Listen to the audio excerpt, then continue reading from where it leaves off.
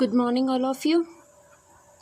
अब तक हम जो टॉपिक अपना बात कर रहे थे किस पे, सॉइल, मृदा के ऊपर हम बात कर रहे थे, भारत की मृदा। और भारत की मृदा में हमने उसका पूरा जो है भारत के अंदर उसका डिस्ट्रीब्यूशन देख लिया था कि हमारे यहाँ पर कितने प्रकार की 8 प्रकार की जो मिट्टियाँ बताई गई हैं, कौन कौन से क्या क्या प्रकार थे, कहाँ कहाँ पर उनका वितरण मिलता है, उन सब के बारे में हमने पूरे डिटेल से पढ़ा था। नेक्स्ट जो इसमें एक पार्ट और बचता है, इस सॉइल के अंदर जो हमने भारत का क्लासिफिकेशन एक चीज़ देख ली थी। दूसरी चीज़ आती है कि 1975 के अंदर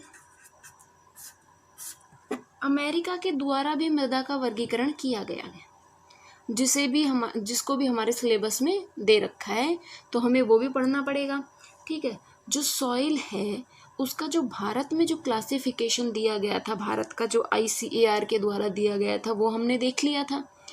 अब जो क्लासिफिकेशन है जो अमेरिकी विभाग द्वारा दिया गया, अमेरिका के द्वारा भारत की मृदा के कुछ प्रकार बताए गए, उन सारे प्रकारों को हम देखेंगे।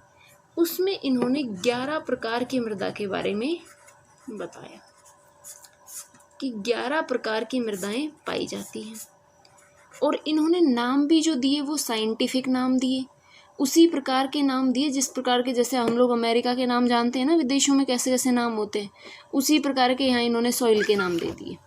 ठीक है, तो अब हम बात करेंगे इसकी। सबसे पहले बात करते हैं, चलो इंसेप्टिसॉल। देखिए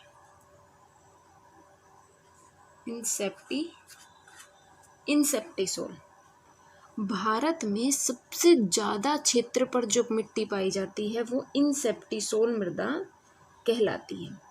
इसका जो विस्तार बताया है भारत के अंदर, वो बताया है अमेरिकी जो विद्वान है, उन्होंने बताया कि ये भारत के 39% भाग पर फैली हुई है। इंसेप्टिसोल जो मृदा होती है वो, इनके नाम को आपको रटना पड़ेगा क्योंकि ये साइंटिफिक नाम है, और साइंटिफिक नाम तो इसी तरीके के होते हैं। सबसे पहले हमने बात की इंसेप्टिसोल। इंसेप्टिसोल जो मृदा है भारत के अंदर सबसे ज़्यादा क्षेत्र में विस्तृत है, और इसके अंदर 39.74 मतलब कि लगभग 40% क्षेत्र पर ये मृदा पाई जाती है। ठीक, ये जो होती है ये मृदा विकसित रूप में पाई जाती है, हमें ये विकसित रूप में हमारे पास होती है, इसलिए ये उपजाऊ भी मृदा होती है। इंसेप्टिसोल जो मृदा है वो उपजाऊ मृदा भी होती है। ठीक, इतनी चीज़ समझ में आई कि सबसे पहले जो अमेरिका के विद्वानों ने, जो अमेरिका की जो एजेंसियां हैं, उन्होंने भारत की जो मिट्टी है उसको 11 प्रकारों में बांटा। पहला जो प्रकार इन्होंने बताया वो बताया इंसेप्टिसोल। इसमें बताया कि ये भारत में सर्वाधिक क्षेत्र में विस्तृत मृदा है, और ये सबसे ज़्यादा विकसित मृदा के रूप में भी मानी जाती है, और ये उपजाऊ मृदा भी होती है। ठीक, अब दूसरी जो चीज़ आती है इसके अंदर वो आती है हमारी एंटीसोल। इनके बस नाम आपको पता होने चाहिए। जैसे सबसे पहले इन्होंने बताया इंसेप्टिसोल, फिर आता है एंटीसोल। एंटीसोल जो मृदा होती है ये भारत के 28.8% क्षेत्र पर पाई जाती है। हर मृदा के अंदर आपको एक एक दो दो लाइन लिखनी है, बस इनके नाम बताने हैं, और मेन जो क्लासिफिकेशन है वो आपको अपना वो वाला बताना है, कौन सा, जो भारत का दिया हुआ है जिसमें 8 प्रकार की मृदाएं बताई थी वो। और अगर इसके ऊपर भी कई बार क्वेश्चन आ जाता है, मैंने आप लोगों के पेपर देखे हैं पुराने वाले, उसके अंदर इसके भी क्वेश्चन आए हैं कि जो साइंटिफिक जो वैज्ञानिक वर्गीकरण किया गया है उसका उल्लेख कीजिए, तो इसमें भी आपका क्वेश्चन बनता है। तो सबसे पहले इंसेप्टिसोल, फिर एंटीसोल। एंटीसोल में 28.8% भाग पर ये फैली हुई है, दूसरी विस्तृत मृदा है ये, दूसरी विस्तृत मृदा। पहली विस्तृत मृदा हमारी इंसेप्टिसोल, दूसरी एंटीसोल। तीसरी मृदा की बात करें हम तो वो आती है हमारी अल्फीसोल।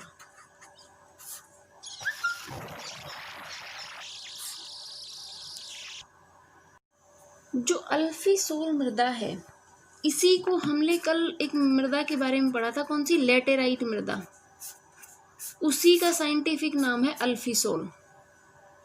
अल्फीसोल जो मृदा है उसका जो है ये लेटेराइट का ही जो है वैज्ञानिक नाम माना जाता है ये, और इसका जो विस्तार है वो 13.55% विस्तृत क्षेत्र है ये, और इसके अंदर जो है हम लेटेराइट मृदा को सम्मिलित करते हैं। और हमारी लेटेराइट मृदा कहाँ मिल रही थी हमें, जो हमारे यहाँ केरल का तट था, ठीक, इधर पश्चिम बंगाल में, जहाँ पर काजू, सिनकोना और कौन कौन सी खेती थी हमारी, चाय, कॉफ़ी, उन सब के लिए हमारे लेटेराइट मृदा को काम में ले रहे थे।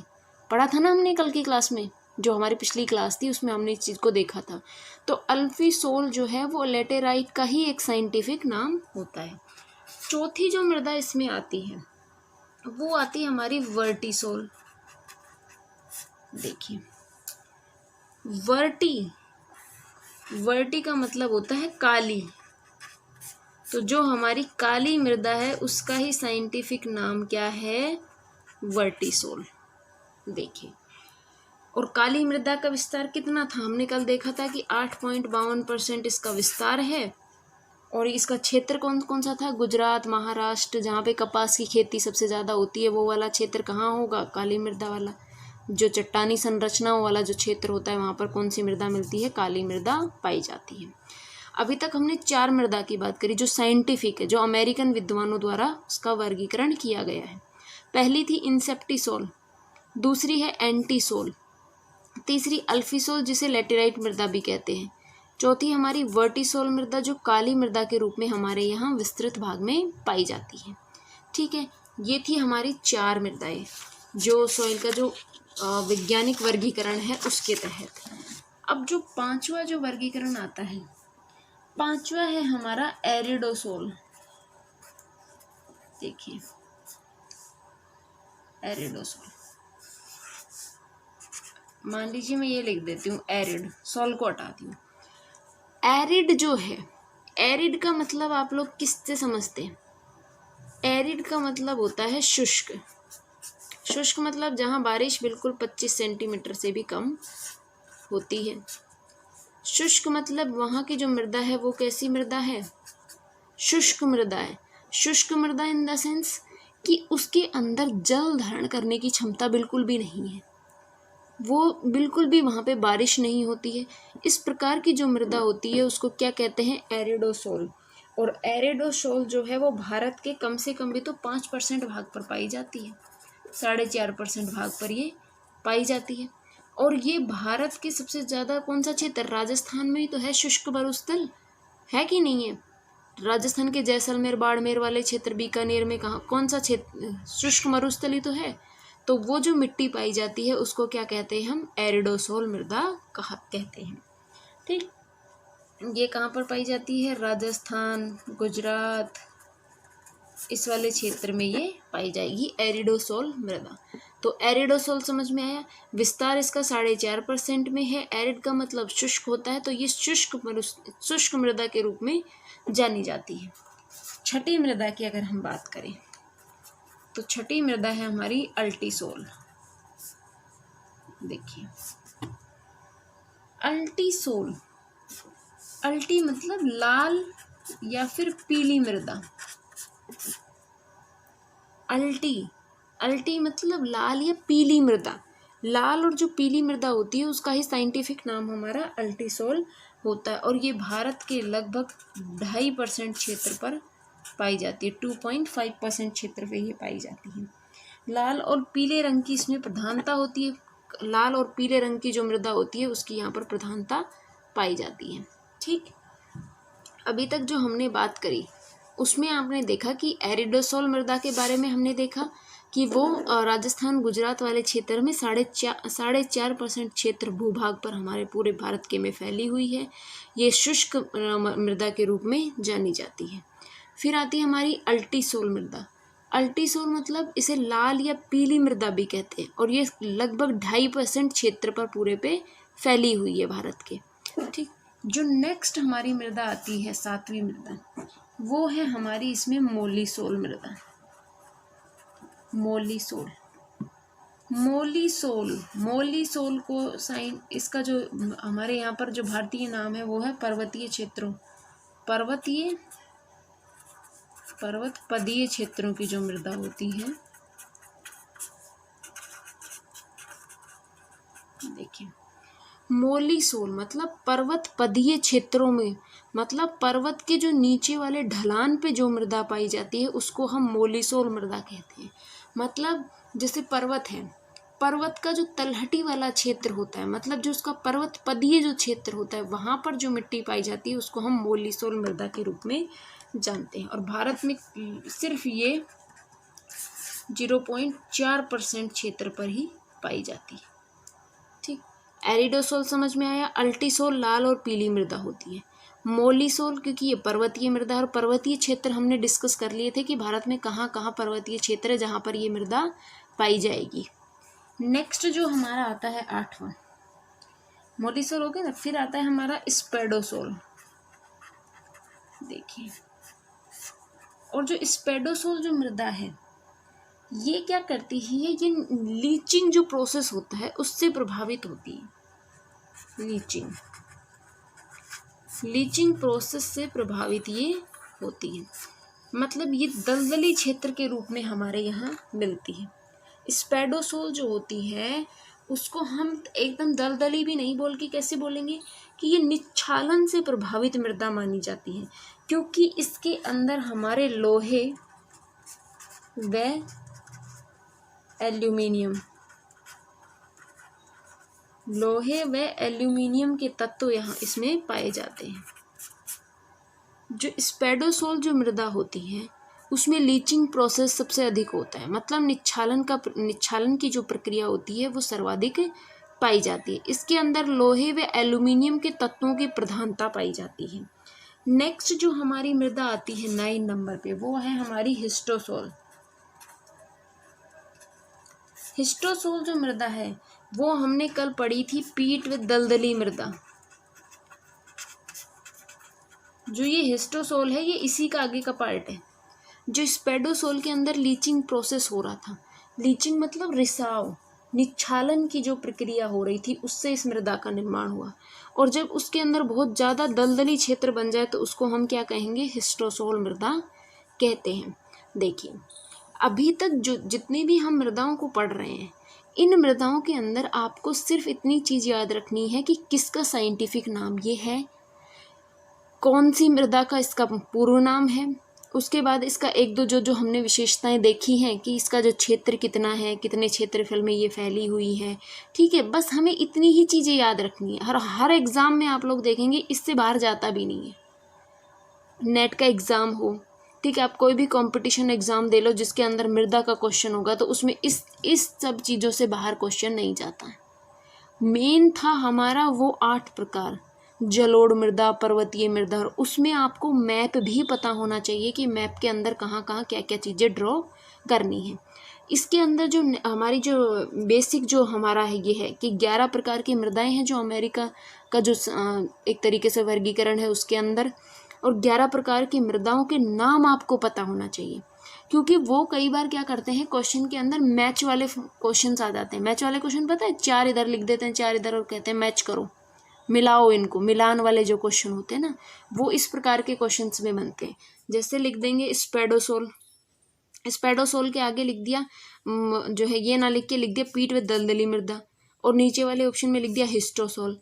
अब इनका मिलान करो, और ये थोड़े थोड़े से वर्ड से ही चेंज हो रहे हैं। ठीक, तो इनको आपको स्पेशली ध्यान रखना है। तो हमने अभी तक कितनी बात कर ली, 9 जो हमारी मृदाओं की बात कर ली है।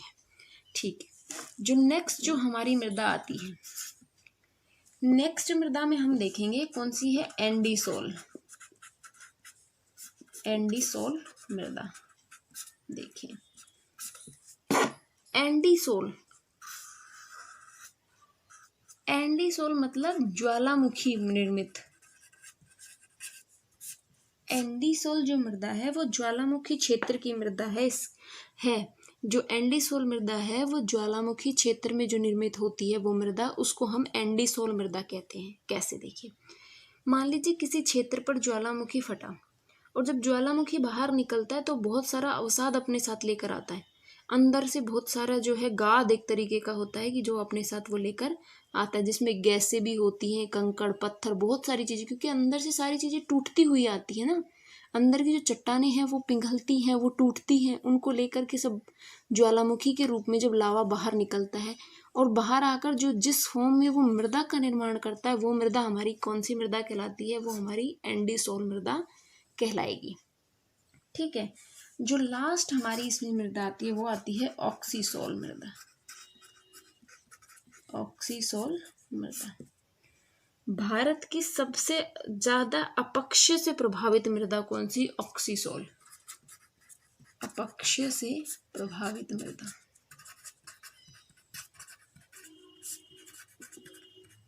देखिए, अपक्षय का मतलब जानते हैं ना, कोई चट्टान है, मान लीजिए ये है, उसके अंदर रासायनिक और भौतिक परिवर्तन हुए, रासायनिक और भौतिक परिवर्तन से उस चट्टान का उसी स्थान पर टूटकर बिखर जाना क्या कहलाता है? अपक्षय कहलाता है, वेदरिंग प्रोसेस कहलाता है। ठीक। और जो ऑक्सीसोल मृदा होती है वो अपक्षय से ही सब निर्मित होती है। अपक्षय से सर्वाधिक प्रभावित जो मृदा होती है वो हमारी ऑक्सीसोल मृदा कहलाते हैं। अब देखिए, हमने सबसे पहले बात करी थी सॉइल की, जो हमने भारत का क्लासिफिकेशन देखा था, 8 मृदाओं के बारे में पढ़ा था। अब हमने जो अमेरिका का जो क्लासिफिकेशन था, जो वैज्ञानिक वर्गीकरण था, उसको हमने देखा कि उसमें 11 प्रकार बताए थे और उन 11 प्रकारों को हमने यहाँ डिटेल से देखा। हर एक जो मृदा थी उसके बारे में 2-2, 3-3 लाइन हमने देखी कि इसके अंदर क्या क्या हमें लिखना है। अब 1-2 एक्स्ट्रा चीज़ें हैं जो मैं आप लोगों को बता देती हूँ। एक तो कि जो हमारी ये अनउर्वरक मृदा होती है, अनउर्वरक मृदा मतलब जो मृदा जो है उर्वरक मृदा नहीं है, मतलब कि उपजाऊपन सबसे कम हो, वो जो मृदा होती है उसको स्थानीय नाम उसके बहुत सारे हैं। स्थानीय नाम, अनउर्वरक मृदा के स्थानीय नाम, ये आपको हर जब मृदा के क्वेश्चन आएगा तो उसके लास्ट में आपको ये थोड़ा सा बताना पड़ेगा। ठीक। इसके अंदर सबसे पहले रेहे, कल्लर, रे कल्लर ये वर्ड हम पढ़ चुके हैं। आपको याद होगा कि उत्तर के जो विशाल मैदान जब हमने पढ़ा था तो उसमें हमने रेहे और कल्लर की बात करी थी। अनउर्वरक जो मृदा होती है उसका स्थानीय जो नाम होते हैं वो अलग अलग जगह पर अलग अलग नाम होते हैं। तो क्या क्या नाम होते हैं? रेहे कल्लर हो गया, एक ऊसर भूमि होती है, ठीक, थूर भूमि होती है, एक चौपान भूमि होती है। ये भूमि जो होती है ये अनउर्वरक मृदा के रूप में जानी जाती है। ठीक। इनको हम अलग से बात कर रहे हैं, ये हमारे उसमें नहीं दे रखी, लेकिन आपको पता होना चाहिए ये चीज़। उसके बाद में जो राष्ट्रीय भूमि और मृदा जो अनुसंधान ब्यूरो बना रखा है अपने यहाँ पर भारत में, वो हमारे नागपुर महाराष्ट्र के अंदर है। मतलब जो हमारा यहाँ पर जितनी भी राष्ट्रीय भूमि व मृदा अनुसंधान, आप लोगों ने देखा होगा ना कि मृदा की भी जांच होती है, मिट्टी की जांच होती है, तो बहुत सारी जगह पर वो सेंटर्स बना रखे हैं जहाँ पे आप मृदा का टेस्ट करा सकते हैं कि ये मृदा उपजाऊ है कि नहीं है, यहाँ पे अभी खेती करनी चाहिए कि नहीं करनी चाहिए। इस प्रकार के बहुत सारे हर जगह पे आजकल सेंटर खुल गए हैं, लेकिन जो उसका मेन जो अनुसंधान ब्यूरो है जहाँ पे इस तरीके की रिसर्च होती है वो है हमारे नागपुर महाराष्ट्र के अंदर। ये जो एक्स्ट्रा नॉलेज है ये सिर्फ आपके कंपटीशन एग्जाम के लिए मैं बता रही हूँ। ठीक है। जो आपका जो क्वेश्चन फॉर्मेट करना था वो आपका क्वेश्चन हो चुका है, उसमें आपको सिर्फ इतना ही लिखना था। ये जितनी भी चीज़ें हैं ये आपके कोई भी कंपटीशन एग्जाम देते हो उसमें काम आती है। ठीक। फिर एक चीज़ आती है बंगाल का आतंक कहते हैं। बंगाल का आतंक किसको कहते हैं? जलकुंभी को।